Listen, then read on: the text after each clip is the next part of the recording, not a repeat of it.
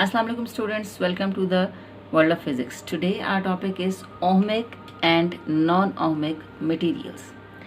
What are ohmic materials and what are non-ohmic materials? As the Ohm's law is not valid for all conducting materials.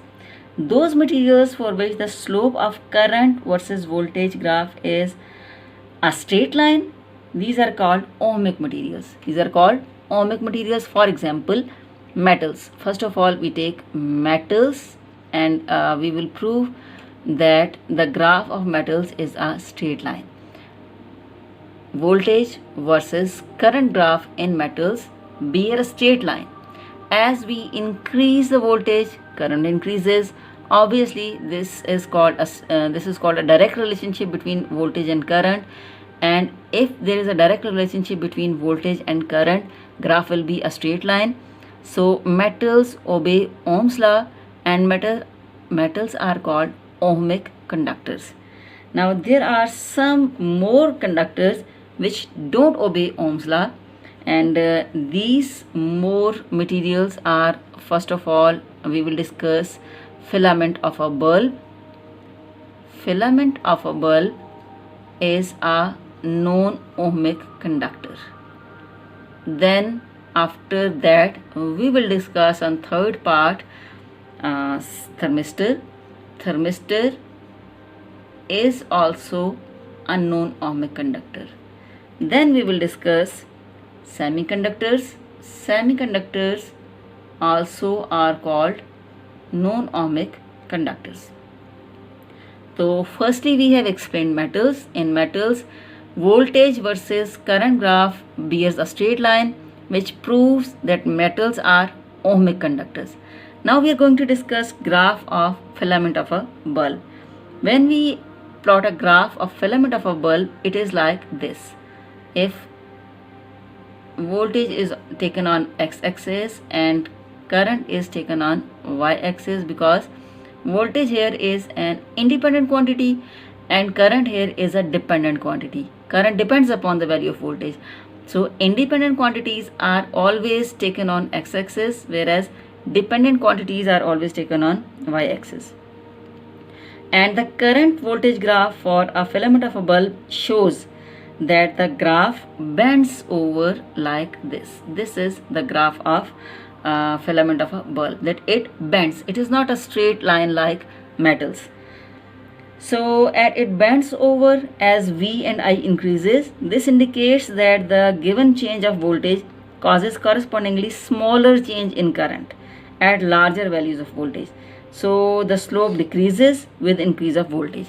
After this point, the slope is going to decrease like this. So this bend of voltage, this bend of current when increase the voltage is called is due to the non-ohmic conductor, because this graph is not obeying Ohm's law. Third is the category of thermistor. Thermistor is the third kind of conductor, but it is the second kind of non-ohmic conductor. In thermistor, the graph is like this. This is the graph of thermistor. Why thermistor acts like this? Because the current voltage versus voltage graph for thermistor bends upwards.